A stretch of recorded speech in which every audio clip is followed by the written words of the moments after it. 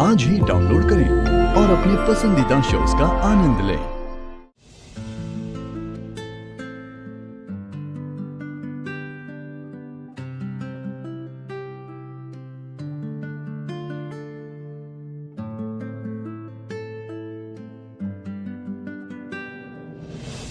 बड़े साहब,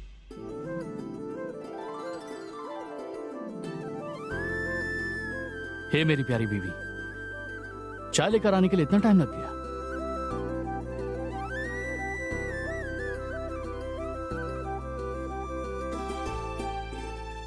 ऐसे मत बुलाइए बड़े साहब। छोटे साहब भी आजकल मुझे भाभी कहकर बुला रहे हैं। मैंने उन्हें कई बार मना किया है। अगर आप भी ऐसे ही बुलाते रहे तो प्रॉब्लम हो जाएगी बड़े साहब। क्या प्रॉब्लम हो जाएगी? डरो मत पार्वती, कोई प्रॉब्लम नहीं होगी। और देखा जाए तो अब प्रॉब्लम खत्म हो जाएगी।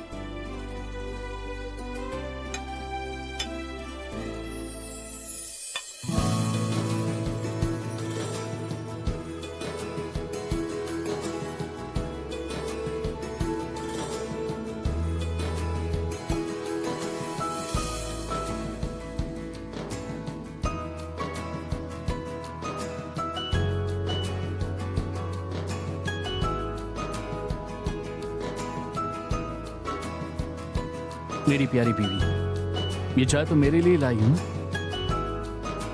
हाँ बड़े साहब। अब चाय दोगी तभी तो मैं पीऊंगा ना। कब से लेकर खड़ी हुई हो? देखो पार्वती, अब तुम पुरानी पार्वती बन के मत रहो, खुद को थोड़ा बदलो। नहीं बड़े साहब, डर लग रहा है। तुम बेकार में डर रही हो। सच ये है कि माँ को तुम हमेशा से ही पसंद हो। और अभी अभी तुमने प्रार्थना की और बारिश हो गई, और जिसकी वजह से माँ उस आग से बच गई। अब तुम माँ की नजरों में और भी अच्छी हो गई हो। माँ ने खुद तुम्हारी आरती उतार कर आशीर्वाद दिया है। इसलिए अब मुझे इस बात का विश्वास हो गया है कि मैं माँ को अपने प्यार के बारे में बताकर तुम्हारे लिए मना लूंगा। तुम अपने दिल में कोई भी डर मत रखना।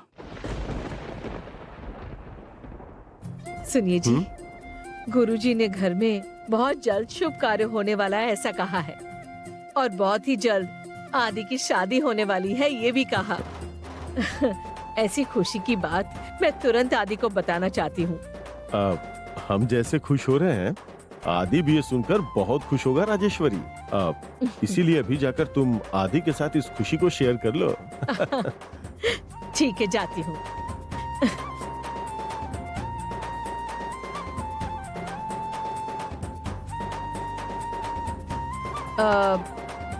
जगदम्बा, मालकिन। एक प्लेट तैयार कर दो, मैं आदि के लिए ले जाती ठीक है मालकिन। अच्छा सुनो बीवी, जाने की जल्दी क्या है? थोड़ा रुक जाओ, तुमसे कुछ बात करनी है मुझे। मैं जब ऊपर आई तब मीम साहब हॉल में ही थी। मुझे यहाँ आए हुए बहुत देर हो गई है। मैं कह रहा हूं ना, मेरी बात सुने बिना चली जाओ।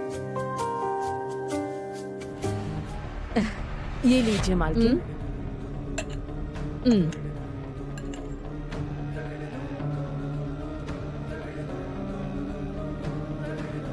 हमारे मामले में अब तक मैंने जो कहा है वही होता आ रहा है, और आगे भी वैसा ही होगा। तुम देख लेना, हमारी शादी के लिए माँ जरूर राजी हो जाएंगी।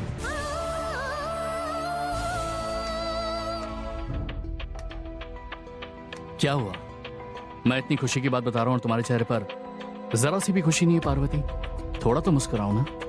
मुझे बहुत वक्त हो गया बड़े साहब, अब मैं चलती हूँ।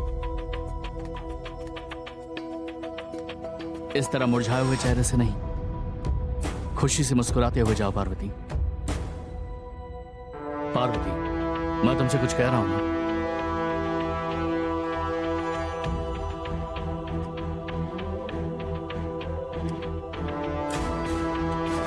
आदि। अरे रे। मां रही क्या? हाँ बड़े साहब, मैं तो फंस गई। अब मैं क्या करूं?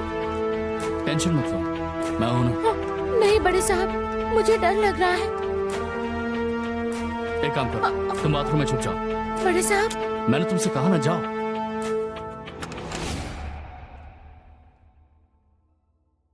आदि, माँ, आपको लेकर आने की क्या जरूरत थी, मैं खुद ही आ जाता। कोई बात नहीं आदि, मुझे तुम्हारे साथ एक खुशखबरी शेयर करनी थी, इसलिए मैं ले आई। कौन सी खुशखबरी माँ? मुझे तो नहीं पता। बताती हूँ, आओ बैठो।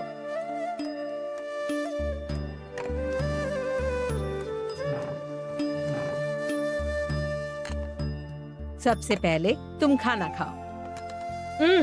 मैं तुम्हें खिलाऊंगी।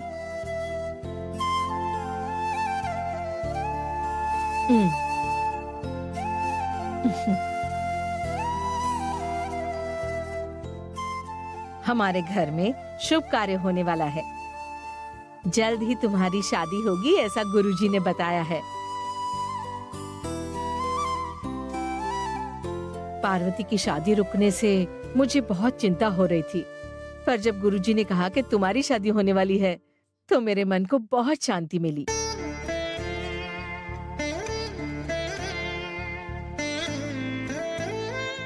शादी से पहले दूल्हा शराबी है ये पता चले तो कोई भी लड़की शादी करना नहीं चाहेगी, लेकिन गुरु शराबी होने के साथ पहले से शादीशुदा ये जानकर भी मेरे प्रति वफादारी निभाने के लिए और मुझसे लिए गए वरदान को कुछ भी करके बचाने के लिए पार्वती अपनी जिंदगी बर्बाद करने जा रही थी। अच्छा हुआ आखिरी वक्त में वो शादी रुक गई।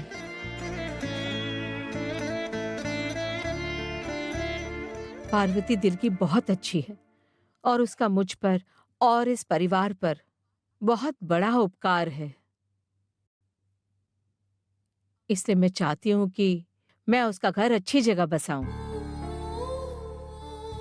मेम साहब मेरे लिए कितना अच्छा सोचती हैं, लेकिन क्या मैं उनके विश्वास पर खरी उतर पाऊंगी पता नहीं। जब गुरुजी ने कहा कि तुम्हारी शादी का टाइम आ गया है, तो मैंने तुम्हारे लिए लड़की देखने का फैसला कर लिया है आदि।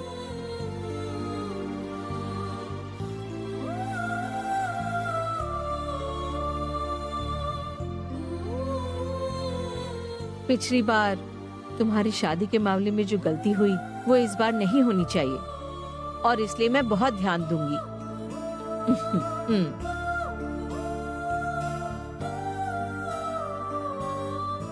क्या हुआ आदि, तुम्हारी शादी के बारे में बात कर रही हूँ और तुम कुछ नहीं बोल रहे हो? नहीं माँ, आपने